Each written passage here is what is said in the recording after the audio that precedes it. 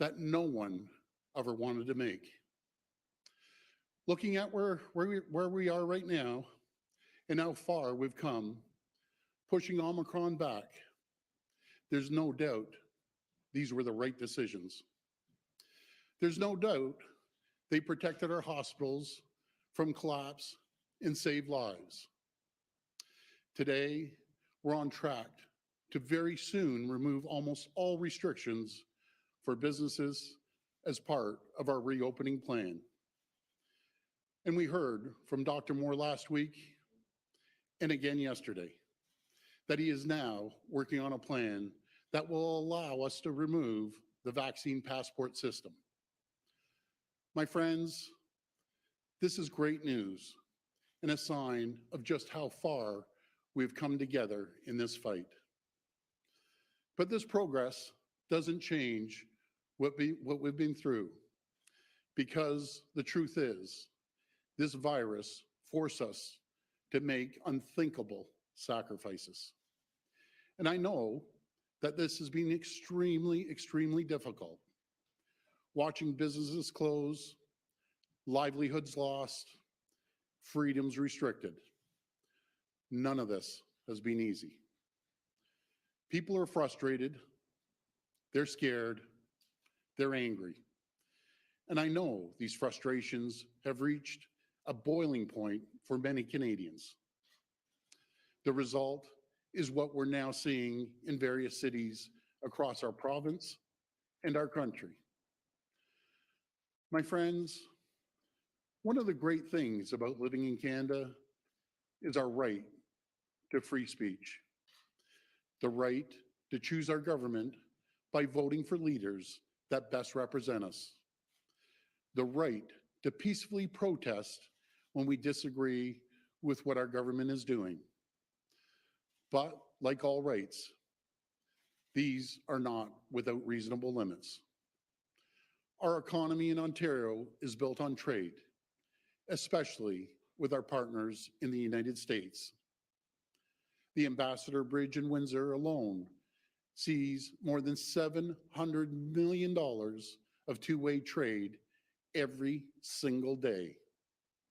And that trade employs hundreds of thousands of Ontarians who work in auto plants and factories across our great province. Those jobs feed millions of families. They are the lifeline for our province and its economy. And while I appreciate the right to protest, that right cannot and must not extend to cutting off that lifeline. We're now 2 weeks into the siege of the city of Ottawa. I call it a siege because that's what it is. It's an illegal occupation. This is no longer a protest. With a protest, you peacefully make your point and you go back home. And I know that the vast majority of the people did that. They came, they peacefully demonstrated, they made their point, and they left. And I want to say to those people, you've been heard loud and clear. Canada has heard you. My message to those still in Ottawa, to those at our border crossings, please go home. To those of you who have brought your children, please take them home. I urge you, it's time to leave. And it's time to do so peacefully.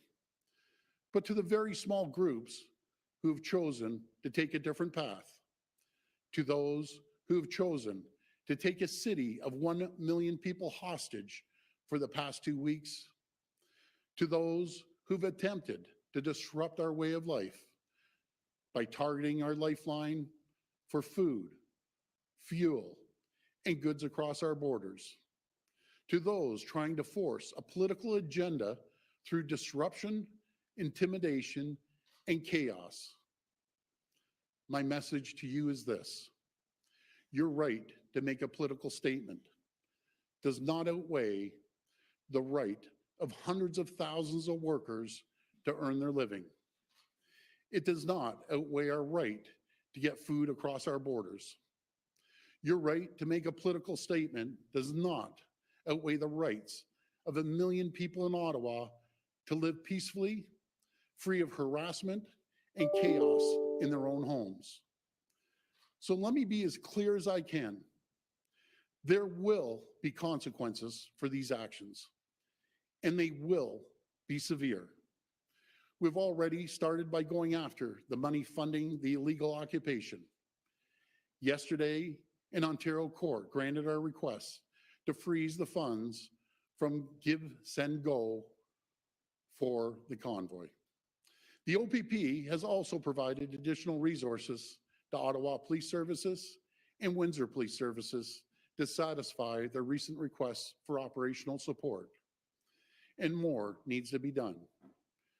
We're strengthening the tools and the powers of our police forces to resolve this situation and restore order. Let me be clear, the government does not direct our police forces, but we do set the laws. Today, I'm using my authority as Premier of Ontario to declare a state of emergency in our province. And I will convene Cabinet to use legal authorities to urgently enact orders that will make crystal clear it is illegal and punishable to block and impede the movement of goods, people, and services along critical infrastructure. This will include protecting international border crossings, 400 series highways, airports, ports, bridges, and railways. It will also include protecting the safe and essential movement of ambulatory and medical services, public transit, municipal and provincial roadways, as well as pedestrian walkways.